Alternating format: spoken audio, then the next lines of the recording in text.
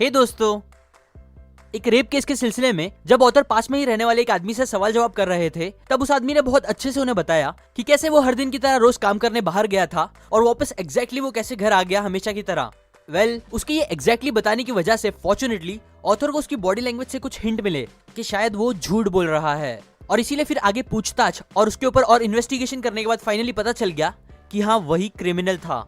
अब कैसे एग्जैक्टली उन्हें बॉडी लैंग्वेज से पता चला इस झूठ का, वो मैं आपको ये वीडियो के एंड में बताता हूँ। बट पहले बॉडी लैंग्वेज से रिलेटेड आपको कुछ इंपॉर्टेंट बातें समझनी होगी। तो कहा जाता है कि जब आप किसी से भी बात करते हो तब बस 7% कम्युनिकेशन मैटर करती है कि आप क्या बोल रहे हो इस पे, मतलब आपके वर्ड्स पे।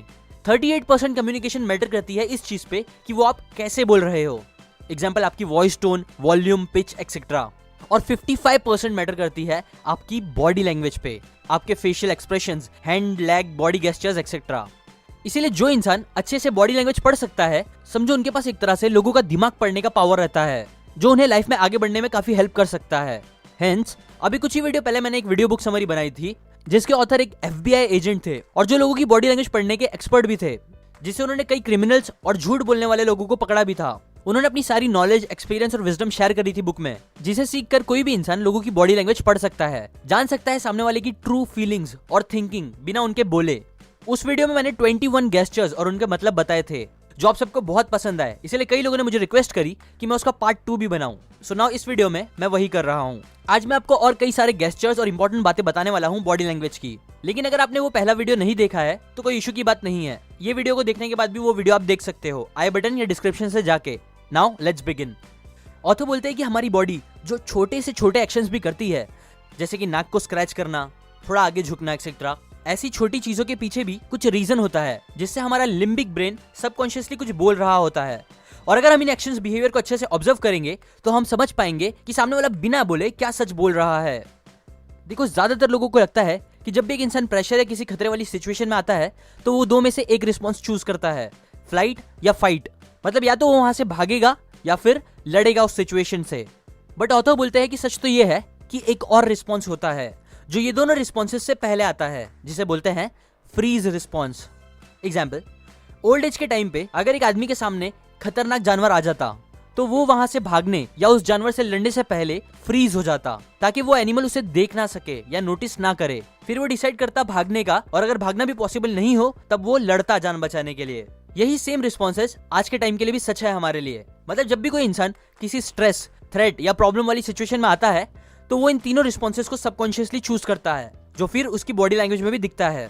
अब ये तीनों गेस्चर के कुछ बॉडी लैंग्वेज एग्जांपल दूं तो फर्स्ट, ज्यादातर टाइम अगर माँ बाप अपने बच्चे को अचानक चिल्लाने या मारने लगते हैं तो आप देखोगे कि वो बच्चा फ्रीज हो जाता है, यानी हिलता डुलता नहीं और एकदम पुतले जैसा बन जाता है। इंटरव्यू देने के टाइम लोग एकदम छोटी सांस लेने लगते हैं, या एक चोरी करने जाने वाला इंसान कम से कम बॉडी मूवमेंट करके चलता है ताकि लोग उसे नोटिस ना करे। और ये सब फ्रीज रिस्पॉन्स के एग्जाम्पल्स हैं जो डर और स्ट्रेस जैसे इमोशंस दिखाता है। अब सेकंड, बैठे हुए टेबल से पीछे होना, पैर का डायरेक्शन एग्जिट की तरफ करना, मुंह के ऊपर हाथ रखना, आंख मलना या बंद करना, ये सब फ्लाइट रिस्पॉन्स के एग्जाम्पल्स है जो बताते हैं कि वो इंसान अनकंफर्टेबल है और उस सिचुएशन से निकलना चाहता है। और लास्ट, अपने चेस्ट या नाक को फुलाना, किसी के एकदम करीब आ जाना गुस्से में, हाथ पटकना टेबल पे एक्सेट्रा, ये सब फाइट रिस्पॉन्स के एग्जाम्पल्स है जो गुस्सा और दूसरे नेगेटिव फीलिंग्स दिखाते हैं। अब बहुत बार क्या होता है कि इन तीनों में से कोई भी एक रिस्पॉन्स यूज करने के बाद हमारा ब्रेन कुछ पैसिफाइंग बिहेवियर शो करता है, कुछ बॉडी एक्शंस करते हुए। ना ये पैसिफाइंग एक्शंस बेसिकली ब्रेन करता है ताकि हमें कंफर्टेबल फील हो और ब्रेन वापस नॉर्मल कंडीशन में आ सके। और इन्हीं बिहेवियर्स को नोटिस करके आप लोगों को पढ़ सकते हो कि कब सामने वाला नेगेटिव फील कर रहा है या किस बात पे नेगेटिव फील कर रहा है। कुछ एग्जाम्पल इन बिहेवियर क्या है, जैसे कि गर्दन हाथ से छुपाना, नेकलेस या टाई के साथ खेलना, उसे लूज करना, सही करना, माथा रब करना, मुंह फुगा के सांस छोड़ना, बैठे हुए अपने हाथ को पैर के ऊपर से लेके घुटने तक लेके जाना एक्सेट्रा। ये सब एक्शंस करके हमारे ब्रेन को रिलैक्स फील होता है जब वो स्ट्रेस में आने लगता है किसी रीजन की वजह से। सो इसीलिए ये सारी चीजें दिखाती है कि शायद सामने वाले को प्रेशर फील हो रहा है, शायद वो झूठ बोल रहा है, स्ट्रेस में है, या शायद वो बस ऐसे ही नॉर्मली कर रहा है। अगेन, जैसे कि मैंने पहले भी बोला है, आपको कॉन्टेक्स्ट और बेसलाइन पता होनी चाहिए जज करने से पहले। मतलब अगर एक इंसान को गर्मी लग रही है और वो उस वजह से टाई लूज कर रहा है तो इट्स नॉर्मल। बट अगर मौसम ठंडा है, एसी बहुत अच्छी चल रही है और फिर भी कोई इंसान इंटरव्यूअर का कोई आंसर देते वक्त ऐसा कर रहा है, तो शायद हो सकता है कि उसे उस क्वेश्चन के आंसर देने में स्ट्रेस फील हो रहा है, शायद वो कुछ छुपा रहा है, झूठ बोल रहा है, मे बी। नाउ अब मैं आपको लास्ट वीडियो की तरह ही बॉडी के अलग अलग पार्ट्स के गेस्चर्स और उनके मीनिंग बताता हूँ। वापस स्टार्ट करता हूँ बॉडी के सबसे सच्चे पार्ट से, मतलब लेग्स और उनके गेस्चर्स से। Number 1, gravity defying behaviours. अपने फुट को ऊपर करना खड़े रहते हुए, या अपने हील को ऊपर करना जिससे आप नॉर्मली से थोड़े लंबे लगने लगते हो। ये चीज दिखाती है कि वो इंसान एक्साइटेड है, खुश है, इंटरेस्टेड है, या कहीं जाने के लिए फौरन रेडी है। Number 2, standing leg cross. अपने पैर क्रॉस करके खड़े रहना एंकल के पास से।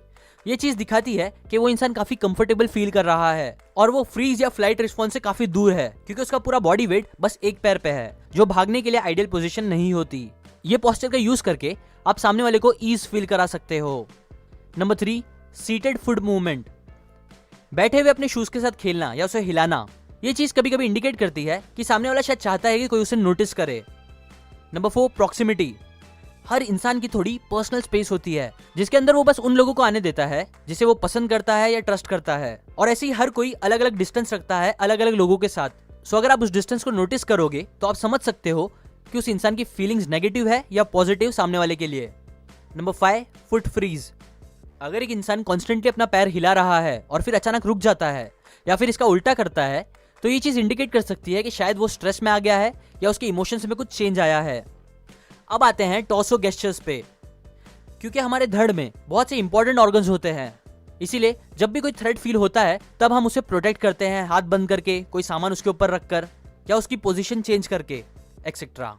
वहीं दूसरी तरफ जब हम कंफर्टेबल फील करते हैं किसी से, तो हम हाथ खोल के सामने वाले को हग करते हैं, ये दिखाते हुए कि हम उन्हें पसंद करते हैं और ट्रस्ट भी।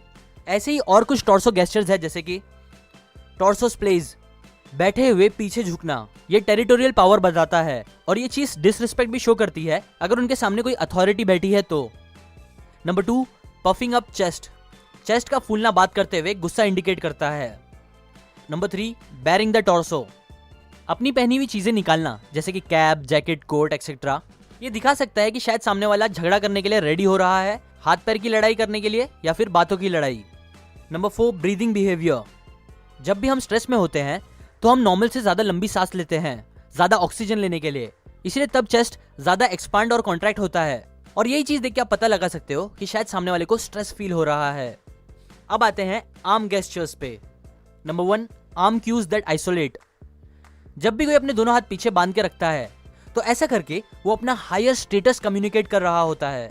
यूजुअली आप देखोगे तो ऐसा बड़े ऑफिसर्स, प्रिंसिपल या हाई स्टेटस रखने वाले लोग चलते हुए करते हैं।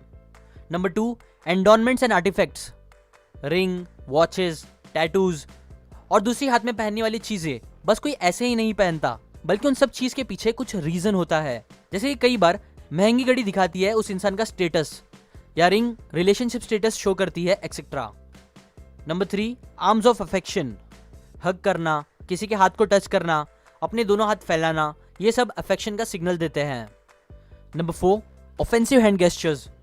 अलग अलग कंट्रीज में अलग अलग हाथ के एक्शंस को ऑफेंसिव माना जाता है, लेकिन एक सबसे कॉमन गेस्चर जो हर जगह नेगेटिव सिग्नल देता है वो है उंगली दिखाना। ये यूजुअली काफी एग्रेसिव और ऑफेंसिव लगता है लोगों को जो उन्हें पसंद नहीं आता। Number 5, sweaty hands. पसीने वाला हाथ मिलाना किसी को पसंद नहीं आता। पसीना कई बार दिखाता है नर्वसनेस, जो देखकर आप समझ सकते हो कि शायद सामने वाले को नर्वस फील हो रहा है, और इसीलिए फिर आप उन्हें काम फील करा सकते हो। नंबर 6, स्टीपलिंग। अपनी दोनों हाथ की उंगलियों को एक दूसरे से टच करके बात करना। ये चीज दिखाती है कि सामने वाला जो बात बोल रहा है उस पर वो बिलीव करता है और काफी कॉन्फिडेंट है। ये पोस्चर उस इंसान को स्ट्रॉन्ग और पॉजिटिव फील देती है। और लास्ट आते हैं फेस गेस्चर्स पे। Number 1, the lip purse. ऐसे लिप्स को साइड में करना या सुकोड़ना जिससे झुर्रियां पड़ जाए लिप्स के आसपास। ये चीज दिखाती है कि वो इंसान एग्री नहीं कर रहा कुछ कही गई बात पे या चीज पे। Number 2, disappearing, compression and upside down lips. ओठ थोड़ा अंदर साइड लेना जिससे ओठ कम दिखने लगते हैं, या लिप्स को दबाना या लिप्स को अपसाइड डाउन करना। ये चीज स्ट्रेस और सैडनेस का सिग्नल देती है। नंबर 3, टंग डिस्प्ले। ओठ को जबान से लिक करना स्ट्रेस या डिजायर का सिग्नल देती है, और जबान को दांत से दबाना हल्का निकालते हुए ये बताता है कि शायद सामने वाले ने कुछ गलत कर दिया है, चीट किया है या कोई स्टूपिड हरकत करी है। Number 4, gravity defying behaviour.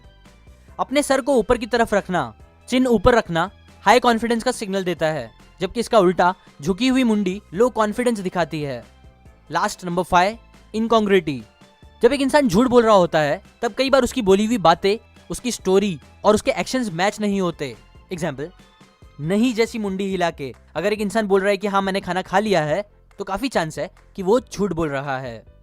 अब स्टार्ट में बताए स्टोरी पे आओ तो ऑथर को अंदाजा हो गया था कि वो आदमी झूठ बोल रहा है, क्योंकि जब उसने बोला कि जब मैं काम करके फार्म से घर पे आ रहा था तब मैंने लेफ्ट लिया और सीधा घर पे आ गया, तब वो आदमी का हाथ लेफ्ट के बजाय राइट का सिग्नल दिखा रहा था।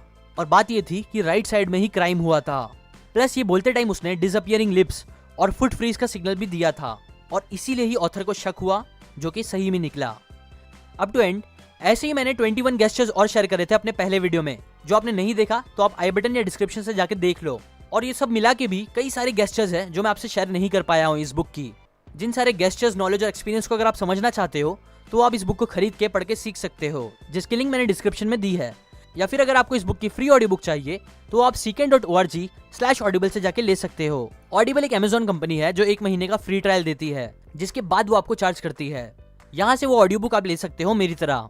और लास्ट, अगर आप मेरे वीडियोस को कभी मिस नहीं करना चाहते तो आप सब्सक्राइब करने के बाद बेल आइकन पे जरूर क्लिक करें। इससे जब भी मैं कोई न्यू वीडियो डालूंगा, जो मैं हर संडे को डालता हूँ, तब आपको उसका नोटिफिकेशन आ जाएगा, वरना नहीं आएगा और आप ऐसी काम की बातें मिस कर दोगे। लाइक करें अगर आपको ये बातें काम की लगी, कमेंट करके बताएं कि आपने कभी बॉडी लैंग्वेज से किसी का झूठ पकड़ा है। शेयर करें इस वीडियो को अपने फ्रेंड्स एंड फैमिली के साथ। And finally, thanks for watching.